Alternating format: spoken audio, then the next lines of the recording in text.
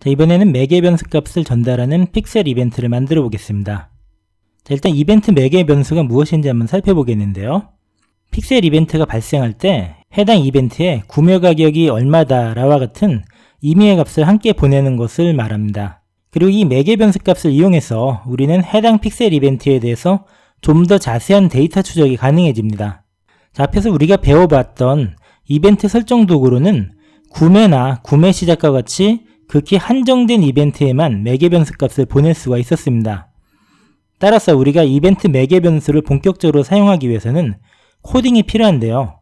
간단한 자바스크립트 코드를 웹사이트에 추가하기만 하면 콘텐츠 조회를 비롯해서 수많은 픽셀 이벤트에 값을 쉽게 추가할 수가 있습니다. 이렇게 코딩을 해야 되기 때문에 지금부터 제가 설명드릴 강의는 여러분들이 프로그래밍이 어느 정도 가능하거나 아니면은 여러분들이 지금 웹 개발자와 함께 작업할 수 있는 환경에 있을 경우, 그런 경우에만 적합하다고 볼 수 있겠습니다. 만약에 그게 아닌 분들은 이런 게 있구나 하고 그냥 한번 살펴보시기만 하면 되겠습니다. 자, 일단 먼저 이벤트 관리자로 이동해야 되겠죠. 광고 관리자 같은 데로 가셔서 모든 도구 그리고 이벤트 관리자로 이동합니다. 자, 데이터 소스 항목에서 자, 오른쪽에 보시면은 여러분들이 만들어 놓은 픽셀이 보일 겁니다. 그러면 그 중에서 여러분들이 픽셀 이벤트를 만들고 싶은 픽셀을 골라서 오른쪽 상단에 있는 상세 정보를 눌러주시면 되겠습니다. 그리고 나서 오른쪽 상단의 설정 부분을 눌러보시면 아래에 픽셀 설치와 새 이벤트 설정이 나오죠. 여기에서 새 이벤트 설정을 누르겠습니다. 그러면 셋업 이벤트라는 설정창이 뜨게 되는데요. 우리가 지난번에 페이스북 이벤트 설정 도구를 사용하는 첫 번째 항목에 대해서 배워봤죠.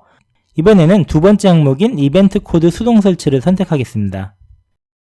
자, 그러면은 다시 픽셀 코드 설치라는 창이 뜨게 됩니다. 그 아래를 보시면은 추적하려는 이벤트를 추가하세요 라는 메뉴가 있고요. 자, 기본적으로 전자상거래 및 리테일이 선택되어 있고요. 그 아래를 보시면은 이 카테고리에 속하는 이벤트들이 쭉 나열되어 있는 것을 보실 수가 있습니다.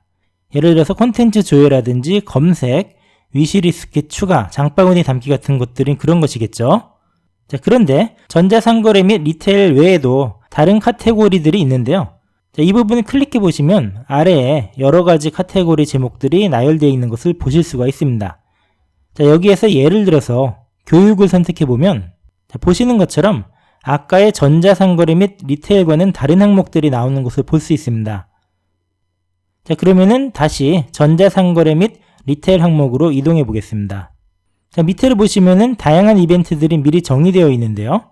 예를 들어서 콘텐츠 조회 오른쪽에 있는 버튼을 눌러보시면 보시는 것처럼 이벤트 매개 변수 보내기라는 항목이 나타나는 것을 보실 수가 있습니다. 자, 상단에 보시면 두 개의 탭이 있는데요.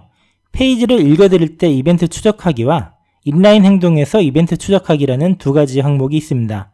근데 이 모두가 같은 기능입니다. 다만 차이점이 있다면 전자의 경우는 간단하게 페이지 자체에 코드를 그냥 심기만 하면 되는 형태고요. 후자의 경우에는 페이지를 구성하는 버튼이라든지 그 밖에 홈페이지를 구성하는 여러 가지 인터랙티브한 요소에 코드를 심는 방식이기 때문에 코드 자체가 조금 더 복잡해 보인다는 차이점이 있습니다. 하지만 웹 프로그래머들 입장에서 볼 때는 두 가지 다 간단한 프로그래밍이기 때문에 너무 이 부분에 대해서 신경 쓰지 않으셔도 되겠습니다. 일단은 기본 상태 그대로 놔둔 채로 계속 진행하도록 하겠습니다. 하단에 이벤트 매개 변수라는 항목을 보시면 그 아래에 전환값과 통화라는 항목이 있는 것을 보실 수가 있습니다. 자, 이 항목들은 지난번에 우리가 이벤트 설정 도구를 이용해서 구매 이벤트에 값을 지정한 적이 있었죠. 그때 봤던 거랑 똑같은 항목입니다. 자, 예를 들어서 전환값에 만을 입력하고 그 다음에 통화에 KRW를 입력하시면 자, 보시는 것처럼 하단에 자바스크립트 코드가 바뀌는 것을 보실 수가 있습니다. 자, value라는 항목 우측에 값이 들어가고요. 또한 currency라는 항목 우측에 통화 단위가 들어가는 것을 보실 수가 있는데요. 사실 이렇게 안 하고 그냥 이 코드를 그대로 타이핑해서 쳐넣어도 됩니다. 하지만 이 도구를 사용하면 일일이 코드를 타이핑하지 않아도 되니까 좀 더 쉽게 코드를 작성할 수가 있겠죠. 자, 그리고 코드 위쪽을 보시면 view content라는 항목이 있는데요. 이것이 바로 콘텐츠 조회라고 하는 이벤트를 식별하는 키값이 되겠습니다.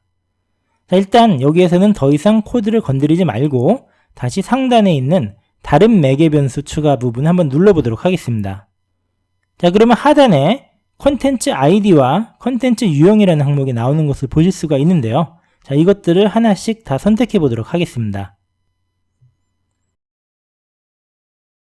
자, 그럼 이제 매개 변수가 4개가 됐죠.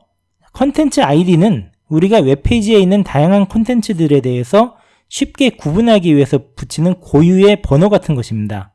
예를 들어서 우리가 여행 상품을 판다고 할 때 캘리포니아 여행은 컨텐츠 아이디 100번, 그리고 뉴욕 여행은 컨텐츠 아이디 101번, 이런 식으로 값을 지정할 때 사용하는 것입니다. 자, 그리고 그 아래에 있는 컨텐츠 유형은, 자, 오른쪽에 있는 도움말 I를 선택해 보시면 나와 있듯이 현재 이 컨텐츠가 프로덕트, 즉 개별 상품인지 아니면 프로덕트 그룹이라고 해서 상품 그룹인지를 지정해 주기 위한 것입니다. 자, 물론 그 아래 설명에 나와 있는 것처럼 항공편을 의미하는 플라이트라든지 호텔과 같이 회사에서 미리 정해놓은 키워드를 적어주셔도 됩니다. 자, 어쨌건 지금 매개 분수가 4개가 됐죠. 그런데 컨텐츠를 보는 것만으로 수익이 발생하진 않겠죠. 따라서 위에 있는 전환값과 통화를 삭제하겠습니다. 자, 그래서 이때 아래를 보시면은 하단 코드에서 value와 currency가 없어져 버렸죠. value와 currency를 나타내는 전환값과 통화라는 항목을 없애버렸기 때문에 아래 코드에서 해당 항목이 자동으로 삭제돼 버린 것입니다.